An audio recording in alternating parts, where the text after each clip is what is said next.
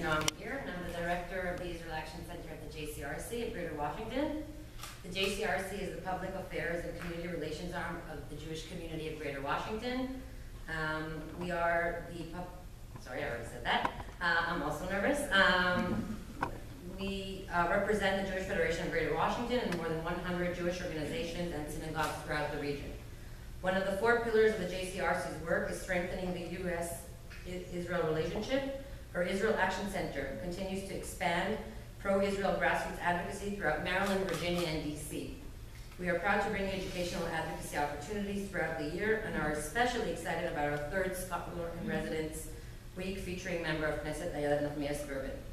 Member of Knesset Ayelet Nahmias-Verbin is joining the JCRC from today. She landed just a few hours ago and is exhausted, and I pretty much had to drag her here, so please go easy on her. No, I just mean in terms of the fact that she's very tired. She's here till November 9th, visiting synagogues, universities, meeting legislators and members of interfaith community, and more.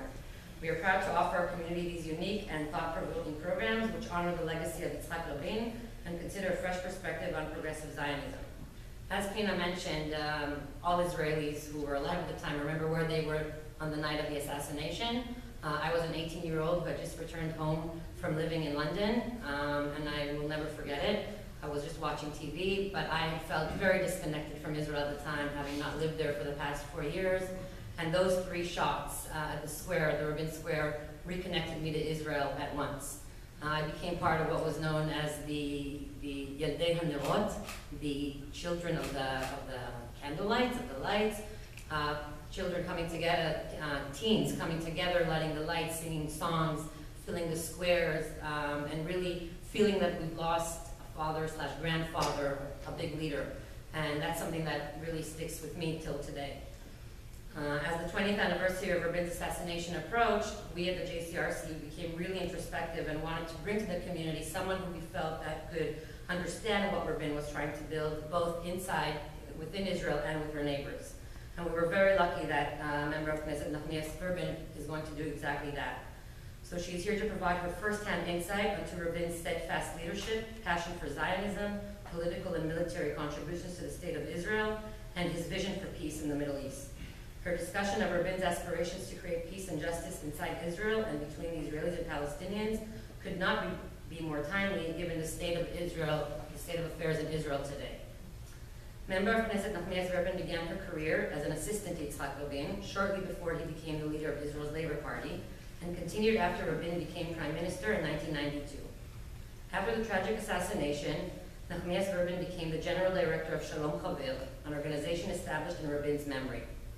In 2006, Nahmias-Verbin received a distinction from Prime Minister Benjamin Netanyahu in honor of her efforts to commemorate Yitzhak Rabin and promote tolerant dialogue in Israel. Since joining the Knesset as a member of the Labor Party in March 2015, member of Knesset Nahmias-Verbin has influenced major reforms as an active member of the House Committee, Economic Committee, and Committee on the Rights of the Child. She's also the chair of Lobby for Industry in Israel and chair of Lobby for the Israeli Family. Before we begin, one last final note, I promise. I want to thank our co-sponsors tonight.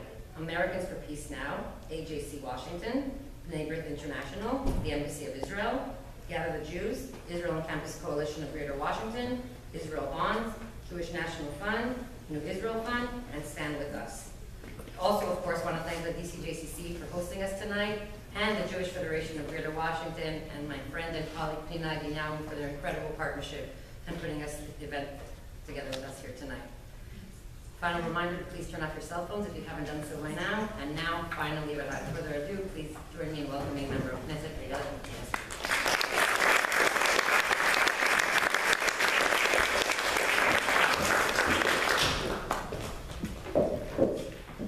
Hi, good evening all. Thank you so much for joining me. I feel kind of weird. I feel I should be closer to you somehow, but it is very strange to stand here 20 years after Rabin was assassinated and to speak to you about his legacy, about his life. Because I've been actually doing that for the past 20 years in Israel, going and speaking to children of all ages about what Yitzhak Rabin was, who Yitzhak Rabin was, what he meant, and what his legacy means. I really want to thank Renat and Tamir for this wonderful exhibition. Dror Israel are close friends of mine in Israel as well. And I think they're doing marvelous educational work in reference to the incitement that was going on before Yitzhak Rabin was assassinated, and unfortunately, in many ways was embraced by the society in Israel instead of being kind of pushed out from conversation, from conflict in Israel. Being here in Washington is kind of closing the circle for me, because when I was 17, I came to the tri-state area and Washington as a delegate for the Israeli Foreign Ministry to speak to youngsters in high schools, churches, and colleges about Israel. And at that time, we were speaking about 1987, you know, sometimes I would come and draw on the board like my name in Hebrew and stuff like that, and people would think that we had camels in Tel Aviv or something like that. Obviously, things have changed. Thank God for Mark Zuckerberg. But it's not just that. It's not just that. I had very, very unique privilege, I have to admit to you. You know, in Israel, a lot of youngsters, after finishing the army, go to Far East Asia, they put on their backpacks, and they just go a little bit to scout, you know, to find themselves. So I did just that, but it was in the corridors of government, which I didn't know initially. The first time I met Yitzhak Rabin, I came to his office, I still wasn't working for him, and there was something mesmerizing about him. Now, he was, in many, many ways, it was just, you know, he was very shy, embarrassed, kind of, you know, redhead type of guy. At that point, he already had gray hair, but you could see he was redhead in character. And really, honestly, he was redhead, I can tell you that. There was something about him, you know, the je ne sais quoi, something that you can't really grasp about someone. There was leadership there, and I understood that. I was 20 years old. I was studying in the Hebrew University in Jerusalem. At that point, I was studying, well, I started off studying law. I was already a business and poli-sci student. And I started working for him.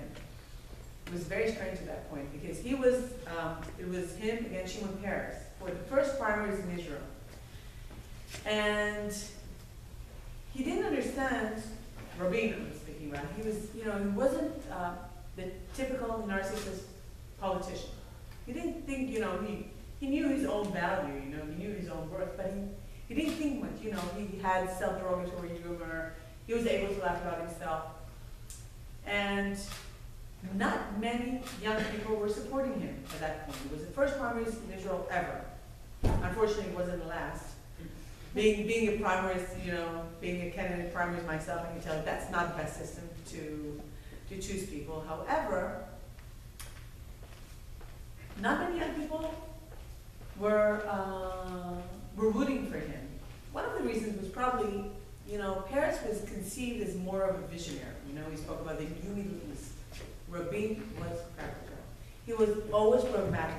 On the one hand, he was able to take you, personally I felt that he was taking you through a very, very visible vision. I could see where he was aiming for. Peres, you know, was speaking about the New Middle East. He was right to do that, but only the combination of the two could create something that we later know as the government Rabin was heading 1992 to 1995, the Oslo Accords, the peace agreement with Jordan. So you needed a dreamer and you needed a pragmatic person. And I remember, you know, thinking about him personally, I don't always do that. I don't always go to the personal aspects, but it's very, very tempting tonight. And the first time I actually turned to him when I started off working with him, I called him Mr. Rabin. And because I was, you know, there was something, he was chief of staff, you know, he was the chief of staff of the 6 Days War.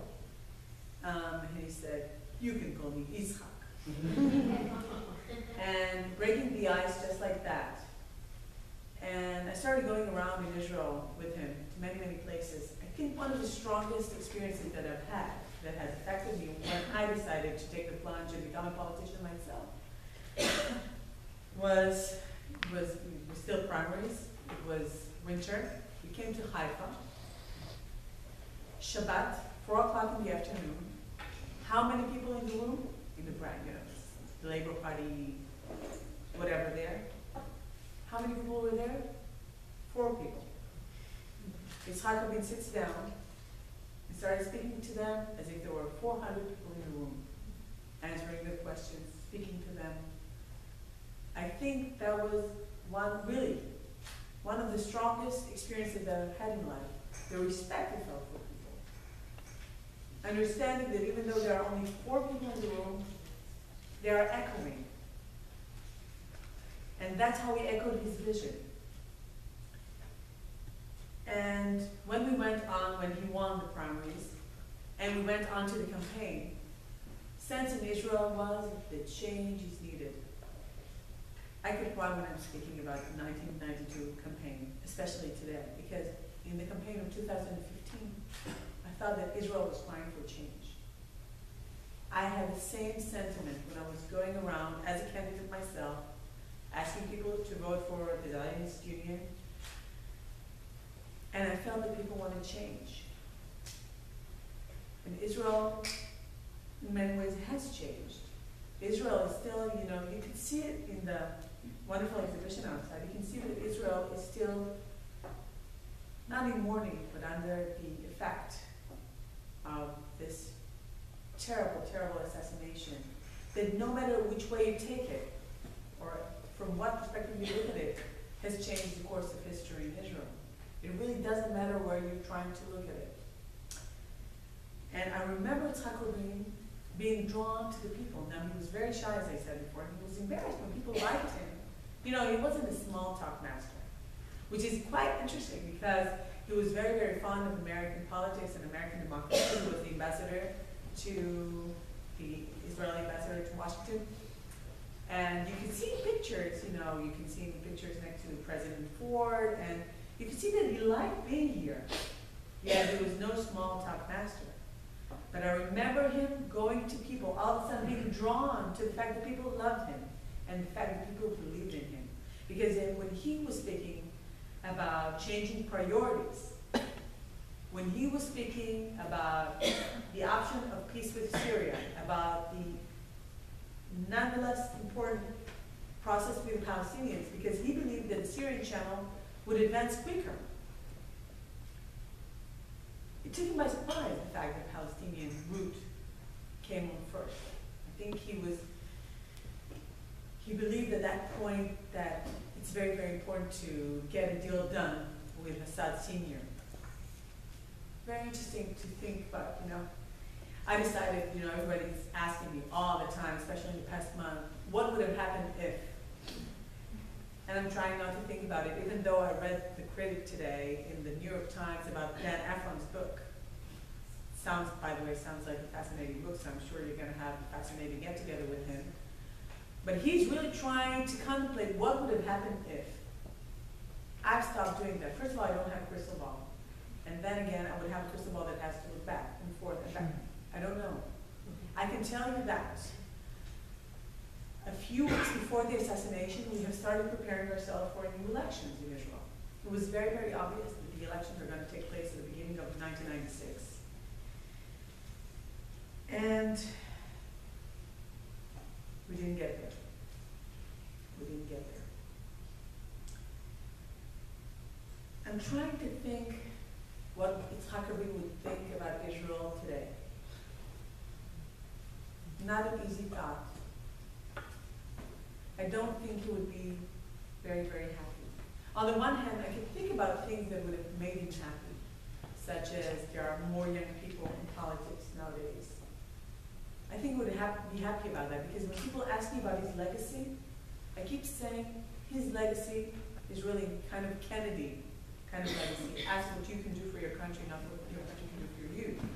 That was truly him, because he decided to be, even in the hardest days, personal hardest days, he decided to keep on. He was a marathonist. He knew how to run the marathon. When he was walking the political desert and his shoes were filling with sand and being heavy, he still went on. He continued.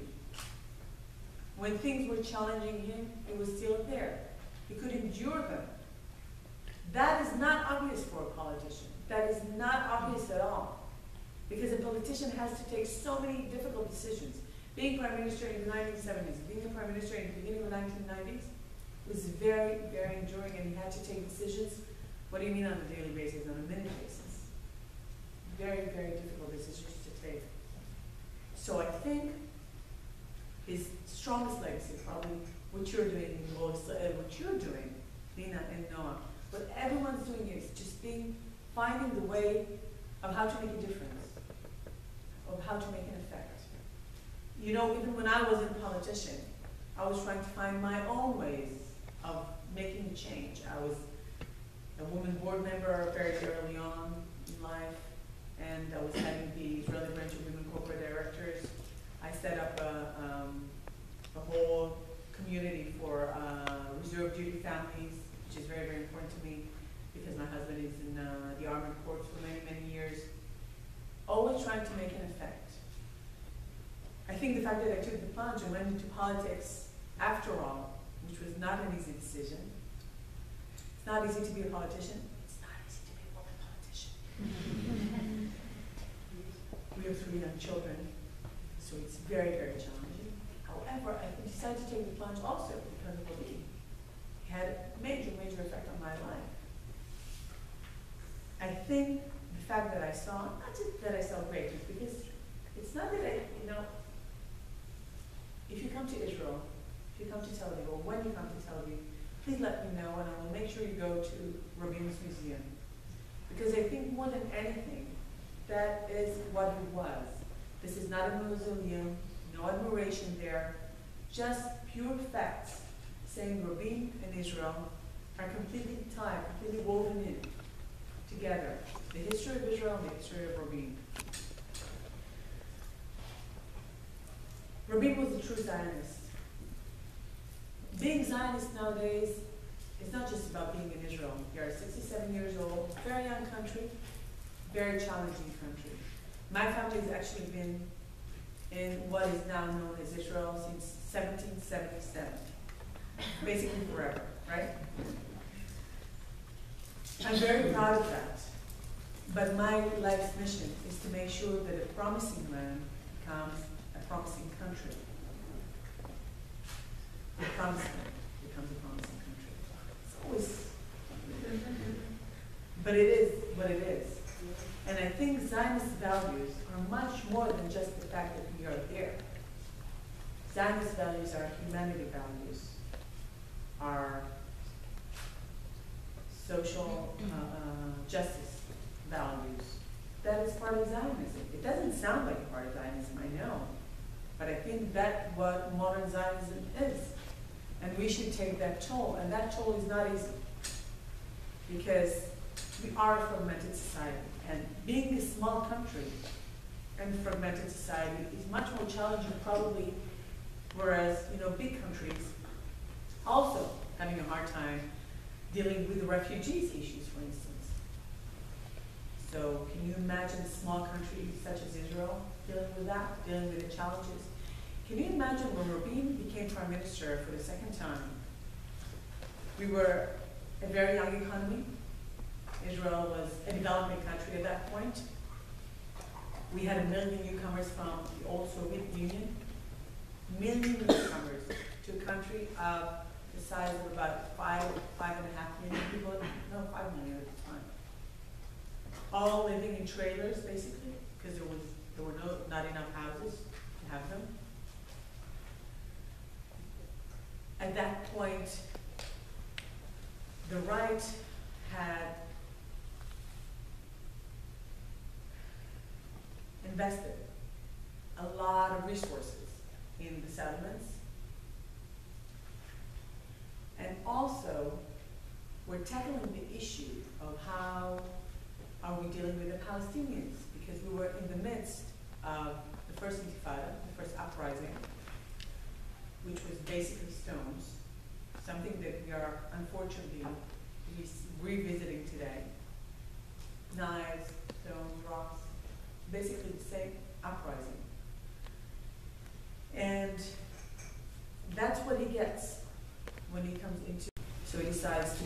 up the settlements, the building of the settlements, and he decides to raise the salaries of teachers by 70%.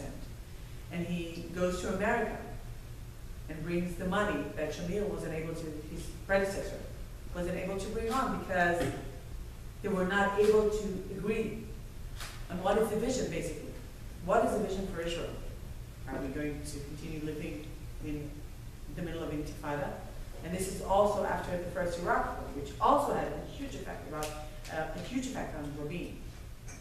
Understanding, realizing that the next war is not armored corps and infantry. It's long-haul missiles. And it brings us to today. Because today we feel, in many ways, that we have to continue his legacy.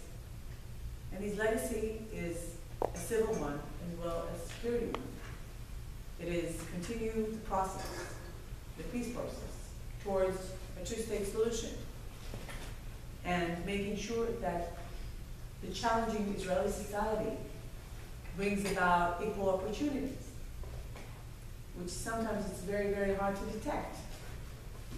It's very funny to think about a state as small as Israel, which is probably the size of what state in America? Probably New Jersey, right? New Jersey. So would you think that New Jersey has periphery? Would you think that it's difficult to get from one point in New Jersey to the other point? Ridiculous, right? In Israel, still today, we're still tackling that issue. From my perspective, obviously, Negev, Galilee, that these are all centers of Israel, but they're not yet well connected and does not yet give equal opportunities to those who live there. And that is a very, very big challenge. On the other hand, thinking about it, can you imagine a country going through the challenges that Israel is going, security-wise, social-wise, and surviving it the way that Israel has done? Becoming a startup nation while going through all of that, while going through all those wars. If I had stuff, my assistant come with me here today. She was building Sderot. Sderot is a small place, small town, down south in Israel, that was rocketed since 2001.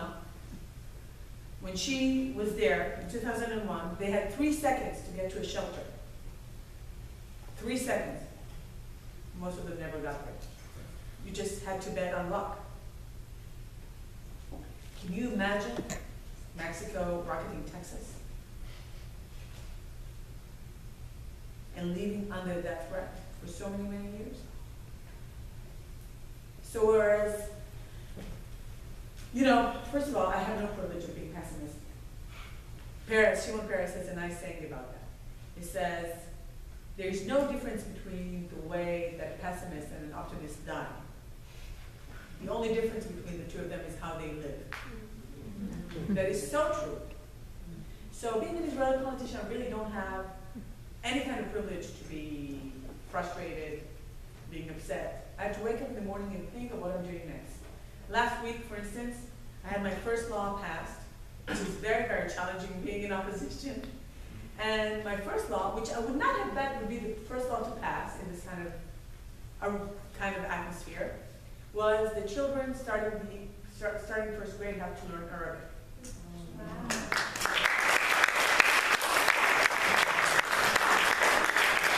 And that was very, very moving. We were all very moved. I won't tell you the tricks. There were tricks involved. But you should know the tricks, right? To play the game. So, but I would never have bet that would be the first law that I would be passing. I had another law coming up last week that hasn't passed yet, which is speaking about equal opportunities for women sitting in panels. I don't know if you have that problem in America. I think you have that problem on boards. In Israel, sometimes you don't see enough women on stage, or you hardly see any women on stage. So that is another law that I hope they will be passing with the help of one of the ministers. We now have an equality minister, by the way, in Israel, which is very, very important. Her name is Gila Gamliel. So there are things turning to our benefit. But still the challenges are enormous, really, really enormous. I think probably, speaking about 20th anniversary of Yitzhak Rabin's assassination, no doubt the incitement that has been going on in the streets of Israel is very, very concerning. As I said before, we embraced it into our discussion, into our deliberations in Parliament and outside of Parliament, instead of really pushing it out of our lives. You know,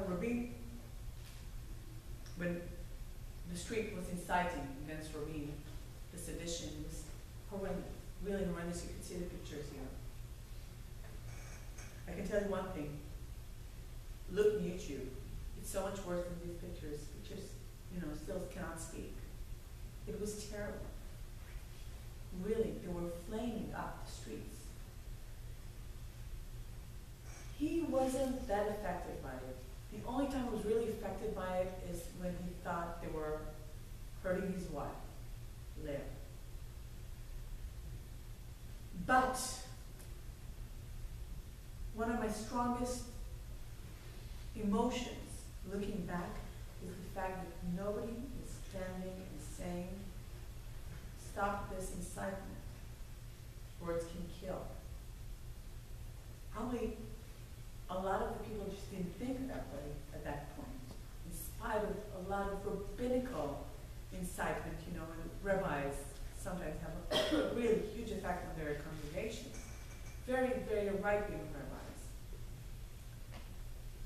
And I keep saying, repeatedly, when I see incitement against the current Prime Minister, for whom I did not vote, he is my Prime Minister.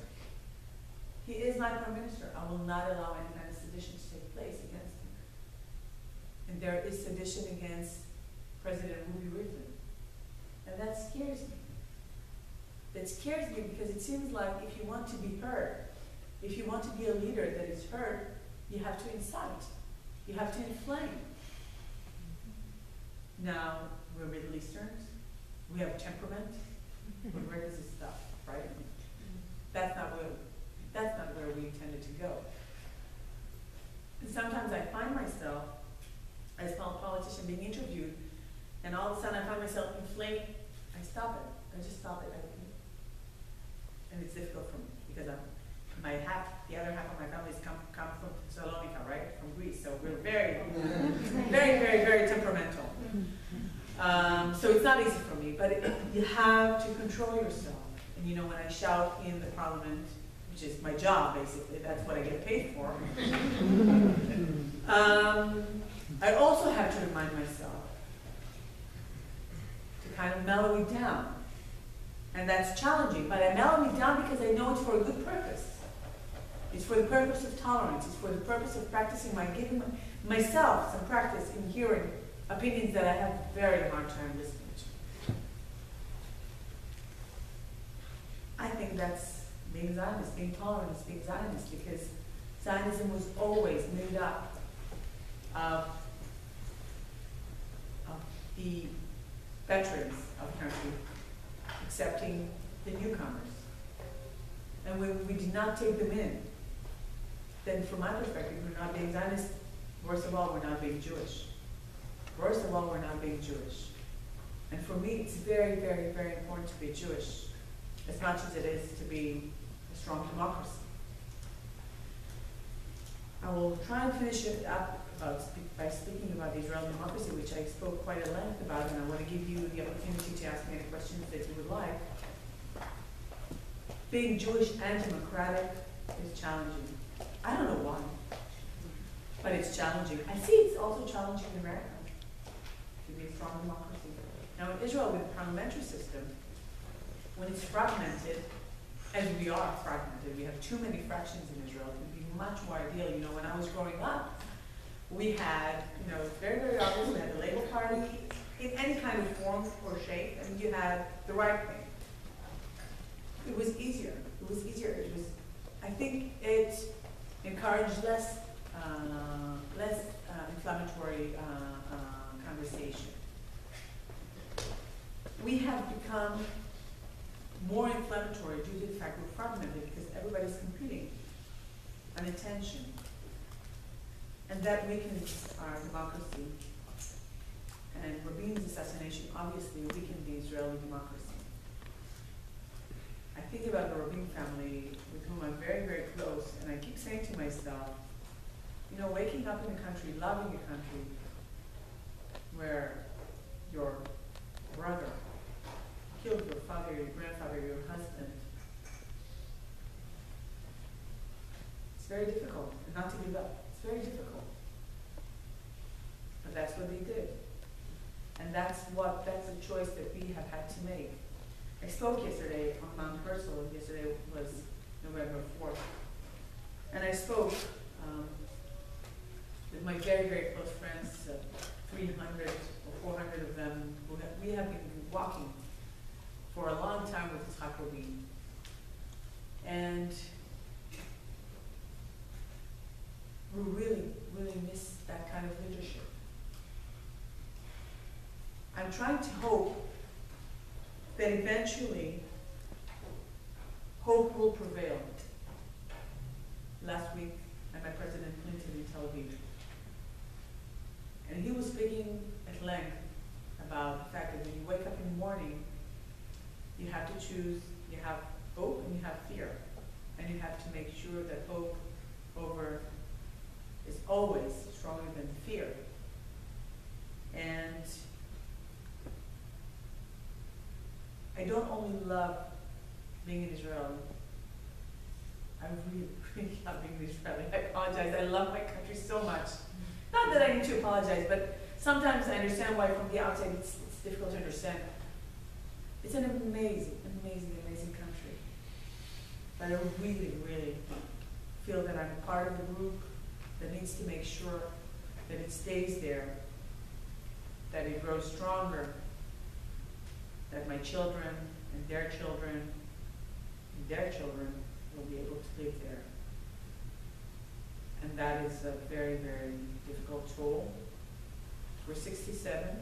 We need to make sure that, you know, sometimes when you look at history, some countries survive for like 100 years, like a century. We need at least a millennium, right? So that's what I'm working on.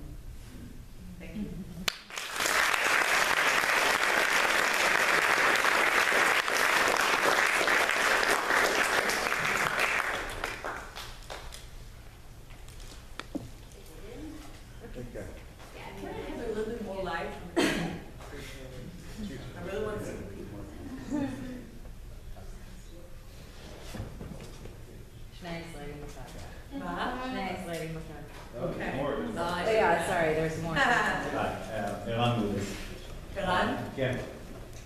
Thank you for coming here. You said two things. One was that Rabin was pragmatic. Right? As opposed to Paris, who was the visionary. And then you said also that it's very hard to be a woman in politics. So I'm going to ask two questions based on those two comments.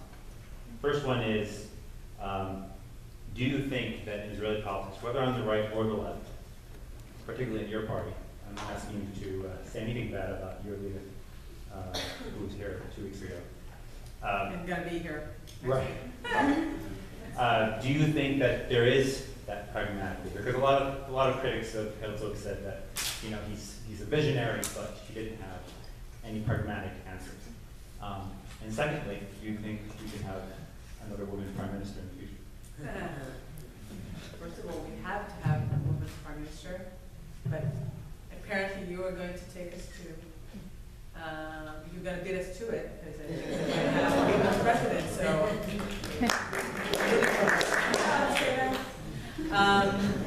I have to tell you, I've been rooting for her since 1998, when Clinton was still president, and I heard her speaking in Tel Aviv, and I was really wanted to shout Hillary for president, way, way, way before. Herzog is a pragmatic man. It's just so much easier to be right-wing in Israel. To tell you the truth, I spoke about Sderot. I spoke, not at length, but I spoke about the knivings. It's very, very frustrating. You know, about a month ago, when knivings were growing very, very, when it was very, very strong, I was in Knesset, I was in the parliament, and I started making sure, my husband is here tonight. So what we started doing is making sure that someone picks up the kids and take our eldest to the scout, to take the little ones from the kindergarten, which is like 2 streets away from our house. Make sure that someone takes them, picks them up, and takes them by the car. Takes them by car. It's not normal. It's not normal. But this is the reality of Israel. We will probably have these challenges even when we go back into the process. And eventually we will have to go into some kind of process. But I can tell you that during the campaign, Herzog and Livni, who's very, very much experienced with negotiations with Palestinians, Livni, they were speaking about quite a long term interim agreements up until, I don't know, hopefully final settlement will be able to kick in. Israel is a difficult country in the sense that, as I said, it's easier to be right-wing, you know. Nobody really expects you to have a solution, so you either speak about autonomy or you speak about annexation, right? That would be the 2 choices that, okay. One of the things I said this afternoon in another place that I was speaking at, I keep thinking, you know, during the agreement with Egypt actually included autonomy for the Palestinians. I keep thinking to myself, what would have happened if that part would have taken place at that point? Where would we be today? As I said, I don't have a crystal ball, so it's hard to guess. But it does make us a country that feels stronger with someone who's considered to be strong physically, you know? Someone who muscles up, you know, and scares people. I was also saying today, you know, when I'm trying to, when we're speaking about the fear, we are not hurt. When we are trying to say to people, listen up, if we don't go to any kind of settlement, we become a binational country. And I don't want to be a binational country. I want to be Jewish and democratic. I'm sorry. That's what my ancestors were aiming towards, right? And they came, as I said, way before.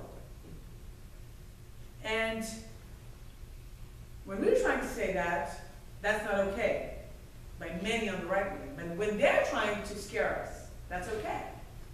And so funny, because just the other week I was speaking to one of my friends, and I have a lot of friends on the right wing, people that I truly love. We always know that there's somewhere that we have to stop talking. But I really admire a lot of them. Some of the, you know, really a lot of the MKs on the right are people that I really enjoy speaking to. Sometimes on the left I have trouble, right? I'm very rabbinical, if I didn't emphasize that. I'm very, very centrist. So just to wrap up the question, or I would say it was a short question, long answer. It is not easy to take back power, being on center-left. It's not easy. By the way, it's a process around the world. Left is a problem, except in Greece. Their Syriza is all about, and you were asking about, do I think that we're going to have another president? As I said, I think you're going to beat us to it. And you're going to have a woman president here probably sooner than we're going to have a woman prime minister. I think that eventually women are going to rule the world. And hopefully it's going to be soon. But you know, the longer it takes, the more wars we're going to have. Yep. Sorry. Sorry about that. Sorry. You see, she muscled up. I usually do. Yes, definitely. My name is Leah, I'm an Israeli as well, and I applaud you for being a woman in parliament. It's hard to be a woman in Israel in general, let alone in parliament. I understand that, so thank you very much for your work. I did want to ask about one thing. Between right or left, it doesn't matter. My political affiliation is unfortunately not with you, but rather centric, or centrist. I'm not sure what the right word is. But you see, I have a problem with the rhetoric on both sides. Mainly because, and you mentioned the bill you passed about being obligated to learn Arabic, which I think is great. But what bothers me is, I think there's a lot of belief and a lot of faith and a lot of willingness for both sides to come together. But no one, either in their leadership or ours, is actually saying, okay, let's promote these A, B, C, D nonprofits. Let's get some European, US funding into the education system and extracurricular programs. Let's teach them what it is to be the other side. And some projects that are out there, I'm not saying that they're not, but there is no political backing for that. Right. And if you don't mind just commenting on that, I would appreciate it. Thank you. You're welcome. I think I'm very, it's very obvious, I'm very pro grassroots activities, and I think it's very, very important. I was asked today, and I'm asked all the time, what would make the change? I think economic relationships really make a difference. You see, education really makes a difference. Not just the fact that people are getting educated. It doesn't really matter, it's not that this education is not important, but the fact that people are educated. You see so many women in Nazareth building startups these days. It's amazing. I invite you, I applaud you, really, please go to Nazareth. You would see amazing things. And considering the fact that Druze women, for instance, were not allowed to drive just up until recently. So we're going somewhere. Just sometimes it's taking too much time. About a month ago, a 13-year-old kid, Palestinian kid, took a knife and stabbed a 13-year-old Israeli on his bikes, going to one of his extracurricular activities. 13-year-old kid, Israeli kid, is still hospitalized in a very bad state. I keep thinking about it, the different narratives. Our Independence Day is there. I'm not able to join hands with that. I'm not able, it's not that I don't respect their narrative. Being Zionist, I don't feel that not at this point, maybe at a later point, I'm not able to implement it in our school program. I do think that culture must be taught. Our poets, which is not easy right now, because a lot of it is very nationalist. But learning the language itself, I think it's very, very important to cultivate some kind of cooperation. Obviously, I agree with you in that respect that a lot of Palestinians don't know Israelis at all. A lot of Arabs, even though they live next to Israelis, don't really know them. And vice versa, God knows. I tell my friends about Jews. I'm very, very close with the Jewish community in Israel. They're an amazing community. They have such strong ties with Israel. Nobody, very few people know about it. So how do you challenge yourself with the different narratives? I can tell you that sitting in Parliament, and I'm trying to listen to the speeches of the Joint List, I think it's very troubling. They are Palestinian Israelis, or Israeli Palestinians, or Israeli Arabs, depends on the day they wake up in the morning and the way they wake up in the morning. And all they're concerned about is Palestinians. They're not concerned at all with their community within Israel. They offend me. They offend me. They offend me. They offend my peers. I don't offend them. Some MKs would offend them. No, that's the truth. But then you feel like you're in kindergarten. And I do feel like I'm in kindergarten sometimes. That's the conflict of being in a parliament. Sometimes the only consolation I get is when I look at the British Parliament sometimes. So you get consoled by the fact that others are worse than you, but yeah, we know what consolation, what it's worth, for all it's worth. So we need to find more ways to promote these NGOs. With that, I agree. I can tell you, unfortunately, for instance, the Minister of Justice in Israel is, at the moment, readdressing a bill that was not passed in prior parliaments, calling for transparency in funding of countries' projects in Israel. So what Bushi Herzog said, rightfully so, he said, no problem, but transparency has to work both ways, because a lot of foreign funds are funding the purchases of houses of Arabs and projects that are very, very nationalist and very to the verge of being fascist. So it has to work both ways. Transparency, fine. We have respect for transparency, but it has to work both ways. So sometimes I wake up in the morning and I say to myself, okay, that's a bad way.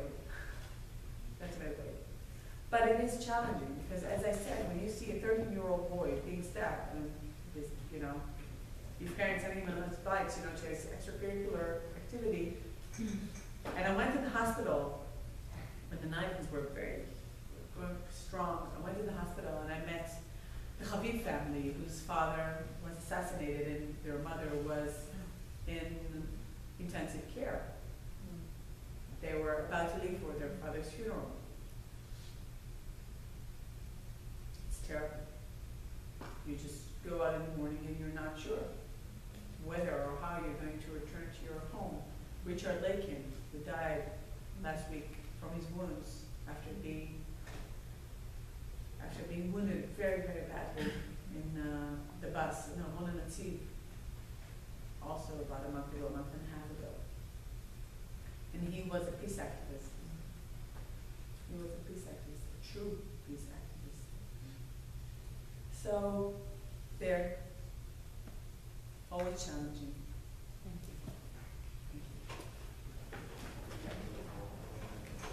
We have a question over here. Is that yeah. Sorry about that. I just noticed it first. I'm sorry. Thank you. I'm glad you brought up Richard Lakin.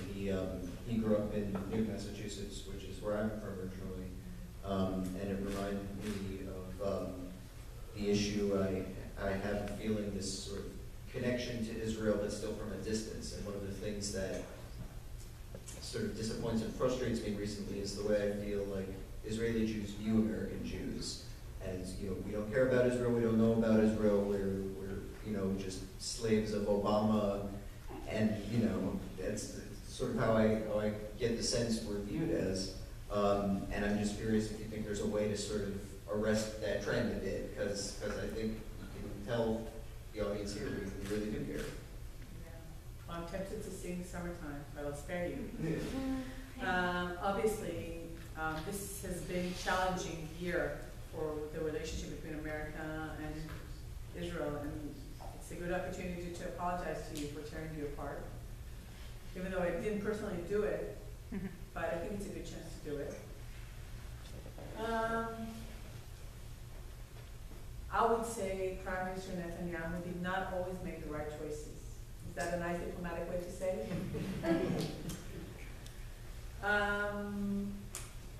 I think the Iran deal is very, very challenging from the Israeli perspective. I'm very much concerned about the inspection. I don't speak about uranium and plutonium. I don't understand what that is.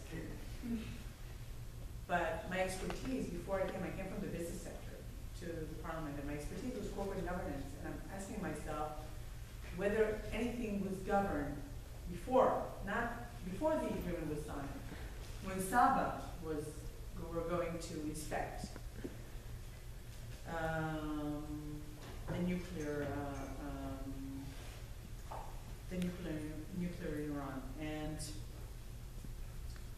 But obviously, no question in my heart that President Obama stands by Israel very strongly, very firmly. As I said, Netanyahu did not make, from my perspective, he did not make the right choice in the sense that he tore you apart, in the sense that he tore the world apart, because we expect the world to be on our side. But, and that has nothing to do with America, what I'm going to say next has nothing to do with America, it has something to do with the world. I do feel that the world is hypocritical sometimes when it comes to Israel. And that is a frustrating picture You see, we're very, very close to Syria, right? Nobody's thinking about labeling Syria as products. Everybody's ignoring the massacre, the genocide that's going on there. Millions of people being slaughtered, and the world is at a hush. Everybody's letting Putin run the show. That is terrible. That is terrible. You see the Security Council obsessing about Syria? I don't see that happening. I don't see that happening, and I truly regret that because I feel so sorry for the Syrian for Syrian citizens fleeing away. Look at what's going on in Europe with the refugees. No, we are not at our best behavior, okay? Let's say we're not perfect. Far from it, okay? Is there any kind of comparison? But no, let's label the products from Israel. Let's label the products from the territories. That is, by the way, from my perspective, the worst way to fight or to push Israel to go forward with any kind of peace process. Going back to you. What's your name, by the way? Dan. Yeah. I think it's not just we need America.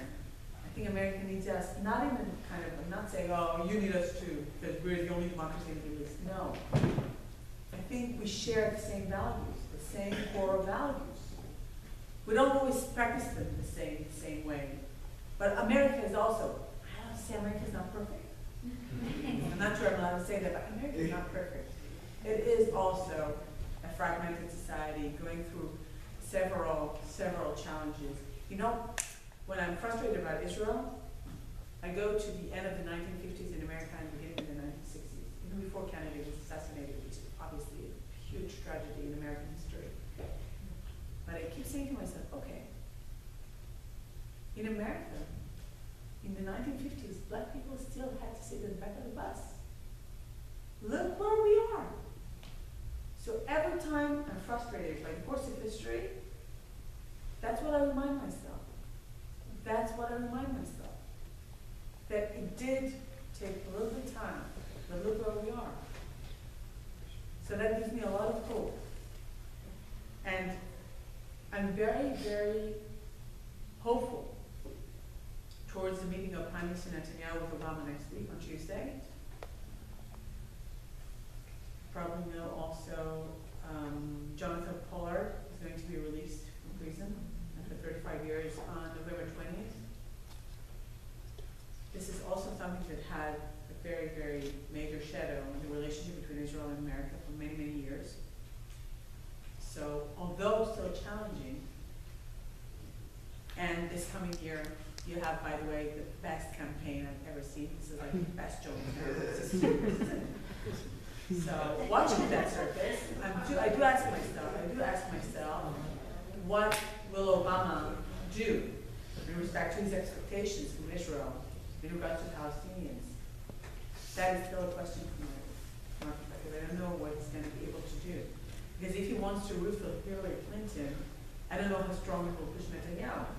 And that's not so good. On the other hand, he really wants, if he wants to help her. So, challenging, yet hopeful. Thank you, Dan. Great question. My name is Alona, and I'm not sure. my name is Alona, and let's see, contextually, I'm the granddaughter of a Holocaust survivor. My entire one side of my family is still in Israel, but here in America, I'm a liberal, and I have a part of my family here in America who's very Zionist and a little radical. So I'm right now soul searching, trying to figure out where do I stand on these issues. And I find myself in a very difficult place because I am also a centrist. I want peace, but there's also the real fear of, what happens after peace? Is it real? The trust, and I'm constantly not fighting with my uncle, but he's so radical, idea of, and I'm going to answer my question, but, you know, one of the things that really is what I'm wondering is I don't think that a lot of people understand what they're fighting about. And so he has said to me that the Palestinian idea, the people, is a fabrication, that they came, that it's just recent in the 40s and the 50s, and, you know, 1964 to be exact. okay, so I don't know that to be true though, you know, I really, you know, so my question to you is like, so you say 1964, but I'm going through my own research and find that that's not necessarily true. So where do we find the truth? Everybody has their own truth. It's very, very difficult. There are histories written in different places correctly, and no one can say, oh, I'm right, and it's written here, because the other person can say, well, the fact is that it's here, and it could take years for us to prove each other correctly, you know? So it is very, very Thank you difficult for work. the interesting and complex question. Thank you. I do know, seriously. The PLO was established in 1964. There were Arabs in Israel, in Zion, or in Palestine, depends on the narrative. Before that, way before that, my grandparents were in Safed in 1777. They lived next to the Arabs. They spoke fluent Arab. Okay, there was not an issue, except for a few pogroms. Nothing was, you know, nothing was too bad. It's true. It's true. That is challenging. But what Rabin, that was why what Rabin decided to do in the 1993 Oslo Accords. Initially, it was so great because he decided to kind of waiver any kind of context. There weren't Palestinians, there were Palestinians. You know, he said, you know, just give that all away, give that up, that discussion, put it away, put it aside. No relevance, sort of. He didn't like Arafat. Oh my God, he did not like him. But he decided that something needs to be done. You know, there's something about Israel, you know, about the neighborhood that we're in, that if you get stuck in the mud and you don't pull yourself out of the mud, you just get stuck and stuck and stuck. You know, like what do they call them? The swamps in the south. Quicksand or no, the Mississippi. So if you just get stuck, it's like, you know, that's the Middle East. That's one of our problems with the fact that no negotiations are taking place in the past years. Because I think that's very much not to the benefit of Israel, in the sense that I don't want anybody to twist my arm. I don't want anybody to twist my arm. Unless it's nice and not painful, which is usually not the case.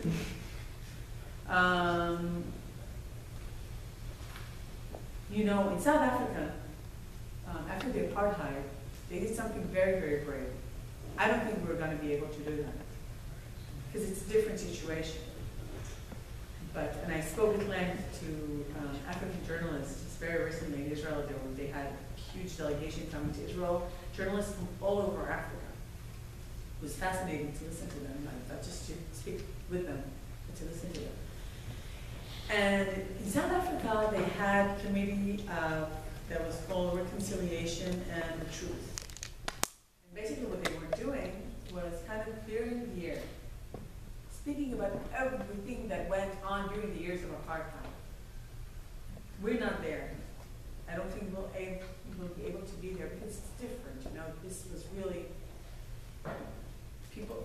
It's different. It's a different situation. It's a different situation. But you know, if I'm allowed to dream, you know, everybody will give up their own claims in the sense that we will be able to be a safe Jewish country, a safe Jewish state, democratic.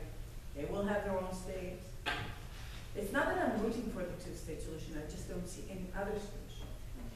Someone asked me today, could you, if you could portray to be right-wing, what would a binational state would mean demographically? I'm not able to portray it to them because, I understand that Professor Shlomo Ben-Ami was recently here. He was a minister in the Israeli government many years ago, and a professor of poli-science, one of the most important ones. And he said, if you want to know what a binational country is conniving. So I don't think we're aiming for that. I don't think we're aiming for that.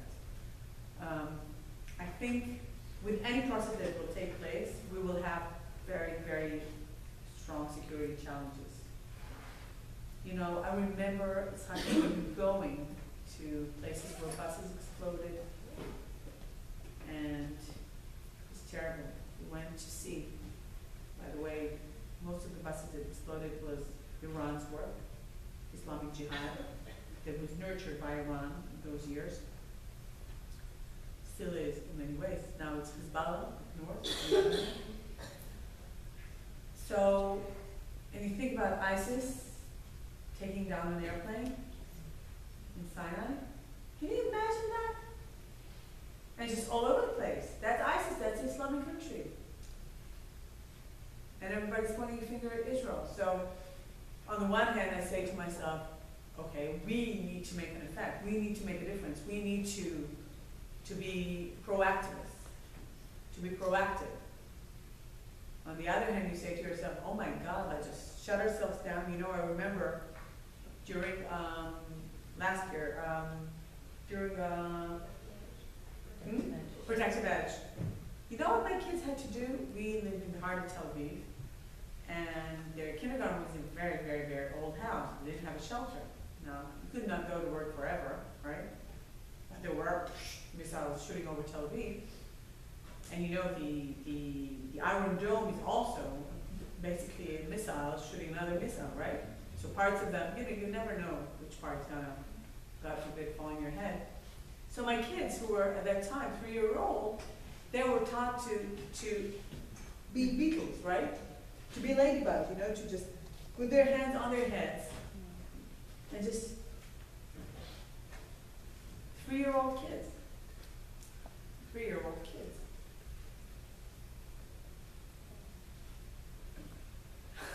I would say about Israel, the Middle East, I would say that's probably the best way to portray hope for the best except for the worst, right? We have to expect everything in this region that we are. That's why America is so important to us. And America's Jewry, Dan, by the way, is very, very important to us. It's not that you give us legitimacy. I think we're a legitimate country anyway. But it is the strong ties and the fact that you're watching out for us as well makes us stronger. Okay. Makes us stronger. Any other questions? Okay. Okay, last question. Yes, thank you. We have the time czar here. Here.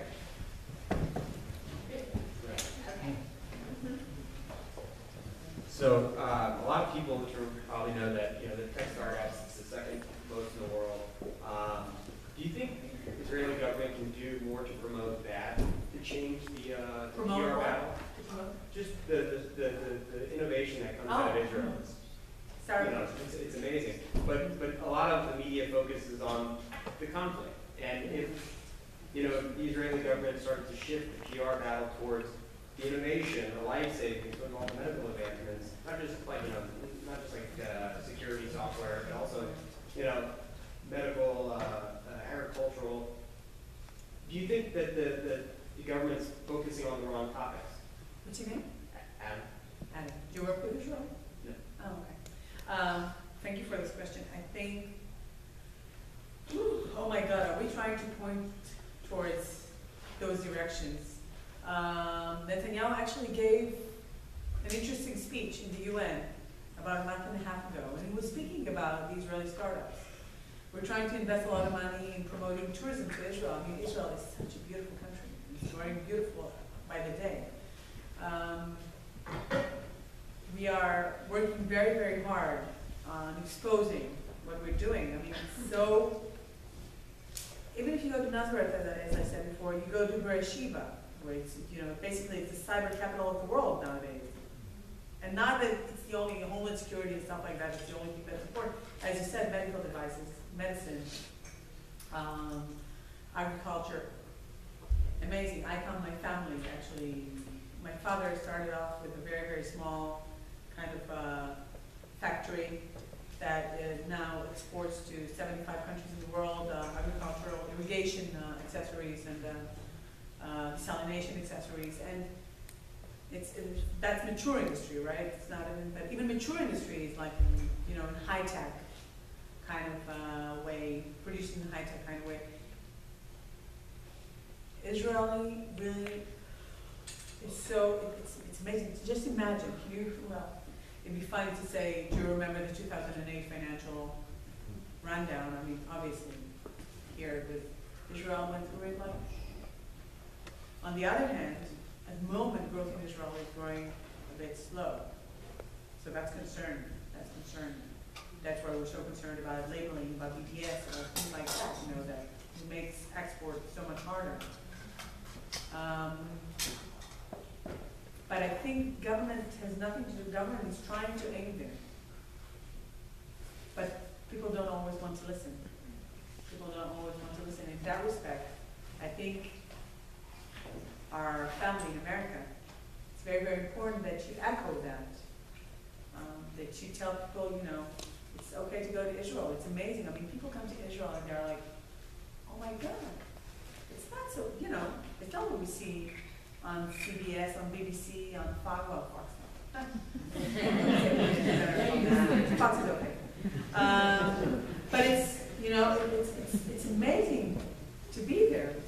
It is, I really, I'm not sure if you understood, but I really love Israel.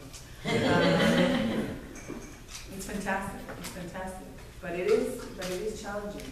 But it is challenging. So, but probably that's part of the beauty of it, So the government, by the way, is investing a lot of money in promoting startups nowadays, in promoting mature industry, which from my perspective is very, very important. I actually had caucused the lobby for Israeli industry because I find it very, very important. It's very, very important in order to strengthen the Israeli economy. So, it's amazing to think that in the beginning of the 1990s, we were still a developing country. By the way, it's good and bad that we're not a developing country anymore, but we are developed, economy-wise. But can you imagine that our ratings is so high, for a country of that size, of that scale. So there are a lot of good things going on. And I hope more people will be willing to hear. Thank you very, very much.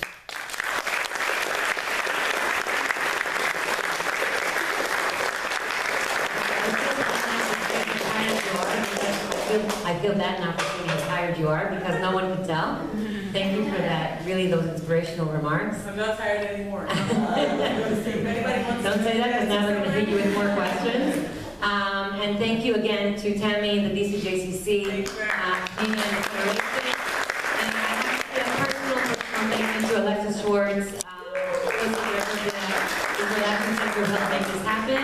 And thank you to Masad Israel. They're outside. They have a table with all the amazing programs there are to come to the wonderful Israel that Ayelet spoke about. So please, what? Including all those tech programs. Thank you, Tammy. So please feel free to walk through the Masad table and check out the programs. And last but by no means least, Rinat and Tamir are here. And we really want to encourage you to stay for the discussion groups. They will be taking place right where the reception was and where the exhibit was. Please stay with us for the discussion groups. I think we have a lot of stuff to discuss following this fascinating program, if I don't say so myself. Thank you very much to everyone, and thanks for coming tonight.